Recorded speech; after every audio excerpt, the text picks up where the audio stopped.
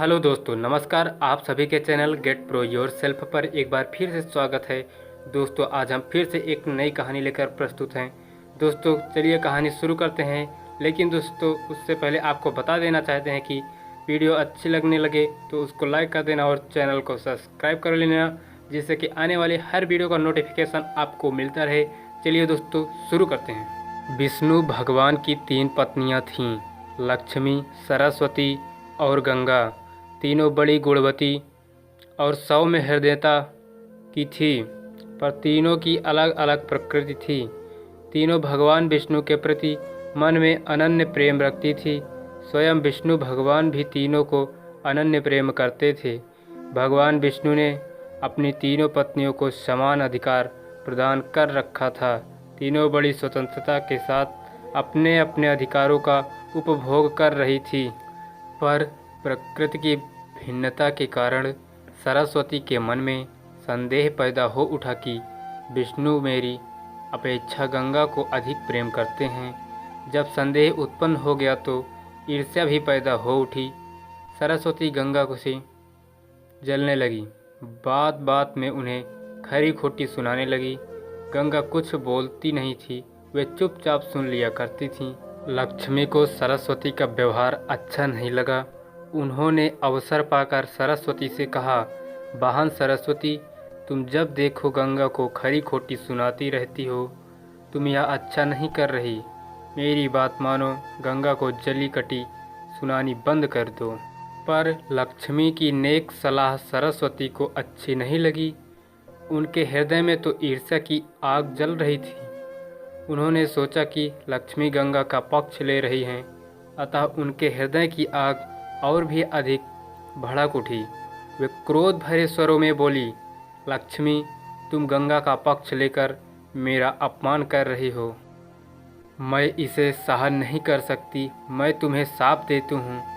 तुम नदी बनकर धरती पर प्रवाहित हो। लक्ष्मी बड़ी शांत प्रकृति की थी। वे सरस्वती के शाप को सुनकर भी शीतल बनी रही। उन्होंने न तो शाप का प्रतिवाद किया और न उनके प्रति मुख से कठोर शब्द ही निकाले। ऐसा लगा जैसे उनके लिए कुछ हुआ ही न हो। पर गंगा को सरस्वती का शाप अच्छा नहीं लगा। वे सरस्वती के शाप को सुनकर उत्तेजित हो उठी और क्रोध भरे स्वर में बोली, सरस्वती, तुमने लक्ष्मी को शाप देकर बड़ा अनुचित किया है। वे तो तुम्हारे शाप को सुनकर चुप रही, पर मैं चुप नहीं रह सकती। मैं तुम्हें भी शाप देती हूँ। तुम भी नदी बन जाओ और धरती पर जाकर प्रवाहित हो। यह सुनकर सरस्वती के मन की आग और भी अधिक भड़क उठी। वे क्रोध भरे स्वर में बोली, मैं तो नदी बन जाऊंगी, पर तुम भी वैकुंठ में नहीं रह सकती। मैं भी तुम्हें शाप दे रही हूँ। तुम भी नदी बन जाओ और धरती पर जाकर प्रवाहित हो जाओ। इस प्रकार भगवान विष्णु की तीनों पत्नियाँ कलह और ईर्ष्या के कारण एक दूसरे को शाप देकर दुख का शिकार बन गई। यह सुनकर भगवान विष्णु को बड़ा दुख हुआ। उन्होंने अपनी पत्नियों से कहा, तुम तीनों ने ईर्ष्या के कारण एक दूसरे को शाप देकर अच्छा नहीं किया। तुम तीनों ने स्वयं अपने लिए दुख को निमंत्रण किया है। अपने ही हाथों से अपने घर को जलाया है। विष्णु की भर्त्सना से तीनों पत्नियां बड़ी दुखी हुई। वे दुख प्रकट करती हुई विष्णु से क्षमा याचना करने लगी। विष्णु ने कहा, तुम तीनों ने एक दूसरे को शाप दिया है। शाप के अनुसार तुम तीनों को नदी बनना ही पड़ेगा। नदी बनकर धरती पर जाना ही पड़ेगा। यह सुनकर लक्ष्मी का मन दुख से भर गया। उन्होंने विष्णु का वियोग एक क्षण को भी सहा नहीं था। वे अपने प्राणों को आंसुओं के रूप में बहाती हुई बोली, प्रभु, मुझ पर दया कीजिए। मैं एक क्षण भी आपके बिना नहीं रह सकती। कोई ऐसा उपाय बताइए जिससे मुझे आपसे विलग न होना पड़े, धरती पर न जाना पड़े। विष्णु ने कहा, लक्ष्मी, तुम्हें धरती पर जाना ही पड़ेगा, किंतु तुम्हारे हृदय में कपट और ईर्ष्या का भाव नहीं है, अतः तुम मुझे बहुत प्रिय हो। तुम्हें मुझसे विलग नहीं होना पड़ेगा। तुम अर्धशक्ति से मेरे पास रहो और अर्धशक्ति के रूप में पद्मावती नदी के रूप में धरती पर जाकर बहो। धरती पर शंखचूर्ण नामक एक राक्षस उत्पन्न होगा, वह मेरा ही अंश होगा। तुम तुलसी के रूप में उसकी पत्नी बनोगी।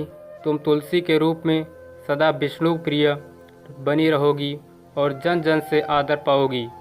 गंगा को भी भगवान विष्णु से विलग होने का बड़ा दुख था, अतः उन्होंने भी आश्रुनयन निवेदन किया, प्रभु ऐसा कोई उपाय बताइए जिसमें मैं आपसे विलग न हूँ।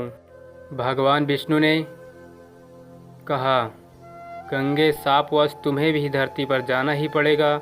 भागीरथ अपने पूर्वजों के उद्धार के लिए तप कर रहे हैं। तुम्हें धरती पर गंगा के रूप में प्रवाहित होना पड़ेगा और भागीरथ के पूर्वजों का उद्धार करना होगा। तुम भागीरथ के पूर्वजों का उद्धार करके समुद्र में मिल जाओगी। समुद्र मेरा ही रूप है, अतः तुम सदा उसमें ही रहोगी। तुम स्वर्ग से उतरने पर शिव की जटाओं में रहोगी। शिव और मुझमें कोई अंतर नहीं है, इस रूप में भी तुम सदा मुझमें ही रहोगी। सरस्वती चुपचाप विष्णु की बातों को सुन रही थी। अंत में भगवान विष्णु ने सरस्वती की ओर देखा और कहा, सरस्वती तुम अपने अर्धगुणों से नदी बनकर बहोगी और अर्धगुणों से ब्रह्मा की पत्नी बनोगी। शाप का फल तुम्हें भी भोगना ही पड़ेगा। सरस्वती बोली, भगवान आप तो विभेद रहित हैं, फिर आप लक्ष्मी और मुझ में भेद क्यों कर रहे हैं? आपने लक्ष्मी को तो अपने पास ही रहने की अनुमति प्रदान की, पर मुझे आप सदा के लिए विलग कर रहे हैं। विष्णु बोले, सरस्वती किसी को भी न तो मैं विलग करता हूँ और न अपने पास रखता हूँ। मेरी किसी में न तो आसक्ति है और न किसी से भी विरक्ति है। सबको अपने अपने गुणों और कर्मों के अनुसार ही मेरा साहचर्य प्राप्त होता है। लक्ष्मी निष्कपट हृदय की हैं, वे न तो किसी से ईर्ष्या करती हैं न किसी से बैर रखती हैं। वे सबसे प्रेम करती हैं, यही कारण है वे सदा मेरे साथ रहती हैं। पर तुम ईर्ष्या और क्रोध के वशीभूत रहती हो, यही कारण है तुम्हें मुझसे विलग होना पड़ा है। विष्णु के कथन को सुनकर सरस्वती मौन हो गई। उन्हें ऐसा लगा जैसे विष्णु के कथन का प्रत्येक अक्षर उनके सामने मूर्तिमान बनकर खड़ा हो गया हो। सरस्वती का हृदय पश्चाताप की वेदना से जलने लगा, पर अब क्या हो सकता था? अब तो तीर उनके हाथों से छूट चुका था। जो मनुष्य क्रोध और ईर्ष्या के वशीभूत होकर अपने हाथों से ही अपने घरों में आग लगा लेते हैं, उन्हें सरस्वती भांति पश्चाताप की वेदना में जलना पड़ता है। दोस्तों, आज की कहानी कैसी लगी कमेंट करके ज़रूर बताएं। दोस्तों, आज की कहानी यहीं समाप्त होती है। अगले कहानी में एक नई कहानी के साथ, नई उमंग के साथ फिर से मिलेंगे। तब तक लिए जय हिंद, जय भारत। और वीडियो अच्छी लगे हो तो एक लाइक और चैनल को सब्सक्राइब कर लेना, जिससे कि आने वाला हर वीडियो का नोटिफिकेशन मिलता रहे। नमस्कार दोस्तों, जय हिंद, जय भारत, वंदे मातरम।